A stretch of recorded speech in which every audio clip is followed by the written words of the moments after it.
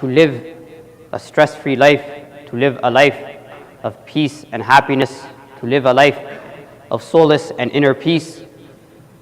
We previously touched upon Iman bil Ghaib, believing in the unseen.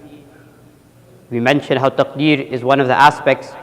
And then we mentioned one thing that Allah subhanahu wa ta'ala, one quality that Allah subhanahu wa ta'ala wants us to have is the quality of tawakkul. And we mentioned that Allah subhanahu wa ta'ala loves this quality. So today, inshallah, we'll briefly go over what tawakkul really is. What does tawakkul really mean? We can give tawakkul the loose translation we usually give it. Means we rely on Allah subhanahu wa ta'ala, reliance on Allah subhanahu wa ta'ala, or trusting Allah subhanahu wa ta'ala. But what does tawakkul really mean? To know if we really have tawakkul, to know if we actually attained tawakkul, first we need to understand the meaning of tawakkul.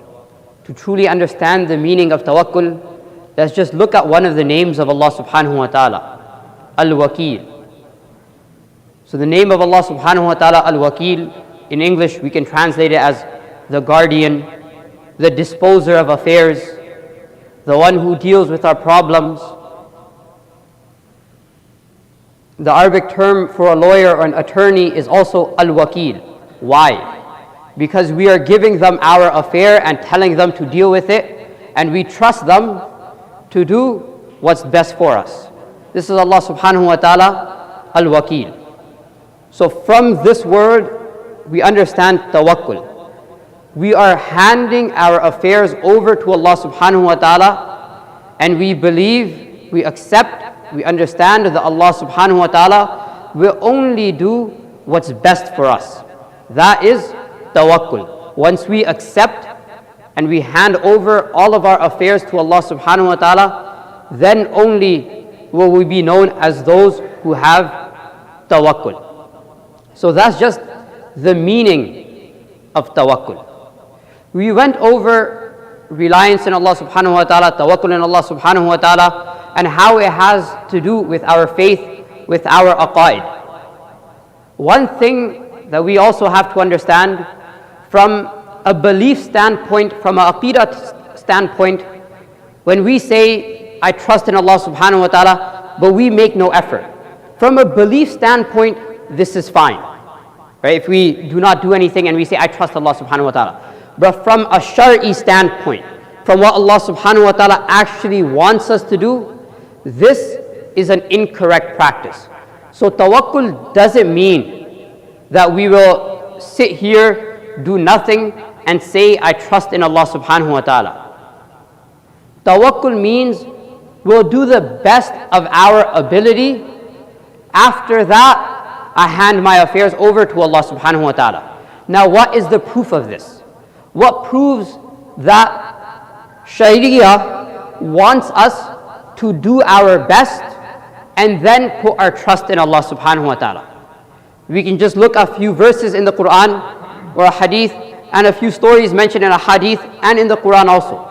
The first story we can start with is Musa alayhi salam. When Musa alayhi salam and his people and his tribe were fleeing from Fir'aun, and the Red Sea is in front of them, Fir'aun's behind them. What did Musa alayhi salam say?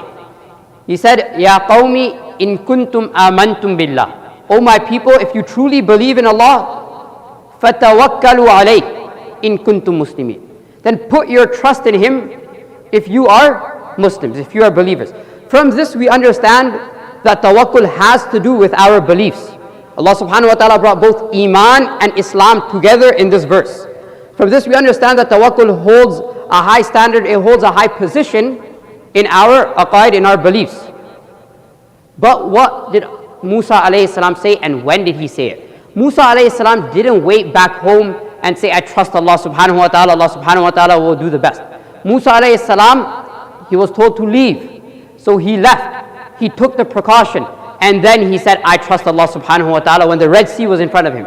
So Musa alayhi salam took the necessary measures before exercising tawakkul, before admitting that he has tawakkul, he has reliance on Allah subhanahu wa ta'ala. Another instance where we see our own messenger, Rasulullah sallallahu alayhi wa sallam, when he exercises his tawakkul, when he shows his reliance in Allah subhanahu wa ta'ala. He didn't just sit in Makkah when the kuffar of the Quraysh had a bounty over his head, when they offered 100 red camels in lieu of Rasulullah sallallahu alayhi wasallam's life. He didn't just sit in Makkah and say, I trust Allah subhanahu wa ta'ala. What did Rasulullah sallallahu alayhi wasallam do? When he was migrating and the enemies were behind looking for him, Rasulullah sallallahu alayhi wasallam didn't just sit in the middle of the desert. Rasulullah sallallahu alayhi wasallam, he planned logistics. What did he do? He went into the cave. He went into a cave that looks like no one has been to. The cave looks like no one has entered.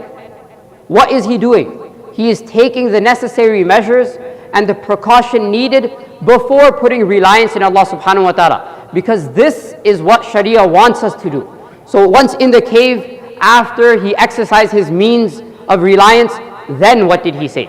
Then what did he tell Hazrat Abu Bakr Siddiq radiallahu anhu? What did he say?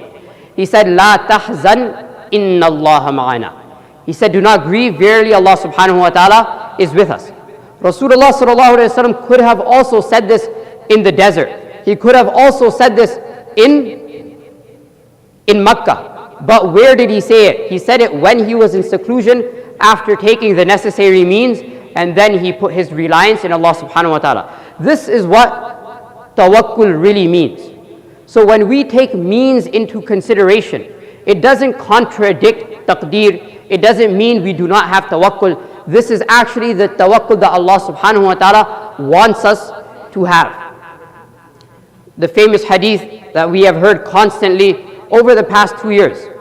A Bedouin came to Rasulullah sallallahu alayhi wasallam and he said, O Rasulullah, should I tie my camel and trust Allah subhanahu wa ta'ala, or should I leave my camel untied and trust Allah subhanahu wa ta'ala?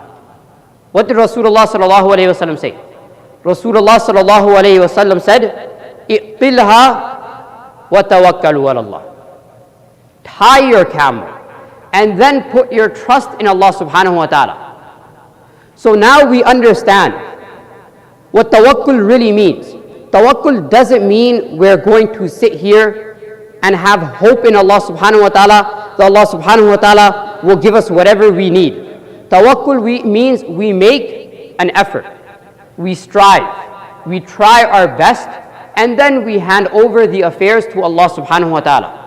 If we're sitting here and say we have hope in Allah subhanahu wa ta'ala, Allah subhanahu wa ta'ala will do our best, like I explained before. From a belief standpoint, that's completely fine. There's nothing wrong with that. But from a Shari standpoint, that's not what Allah subhanahu wa ta'ala wants from us. If we're sitting here hoping for something, that's tamanni.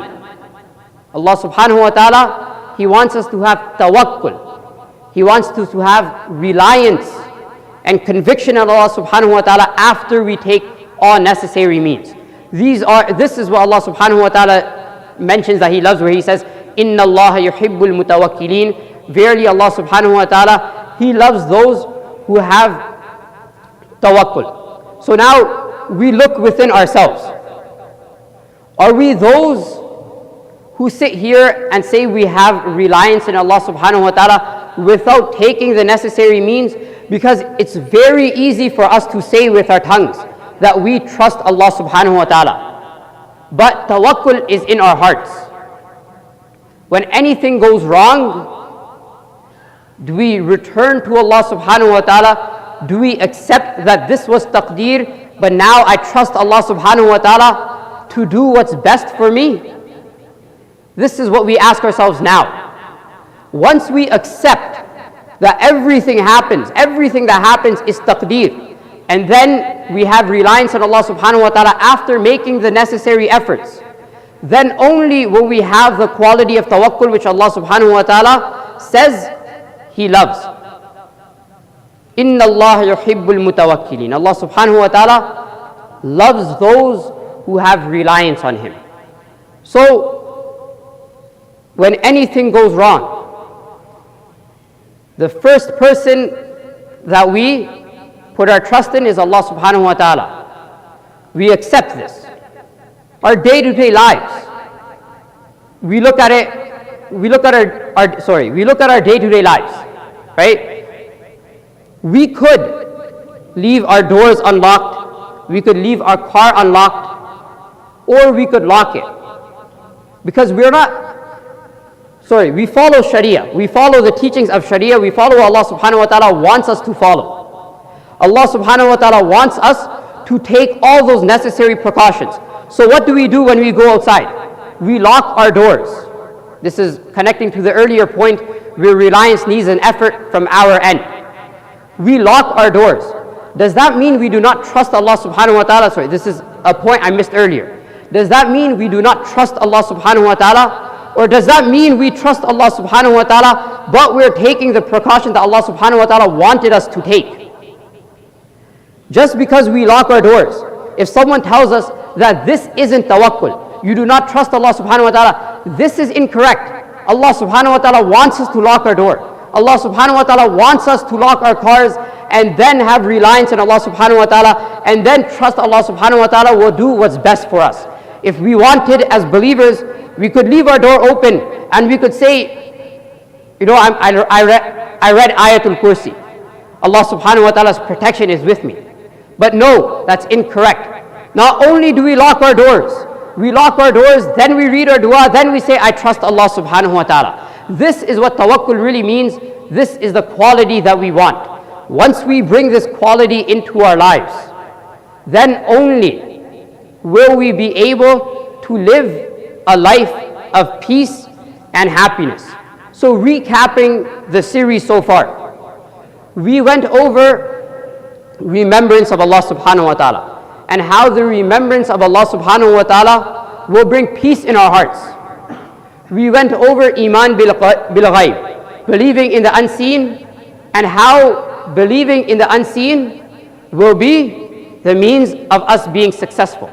And then we explained taqdeer, that we believe that everything good and bad happens because Allah subhanahu wa ta'ala wanted it to happen.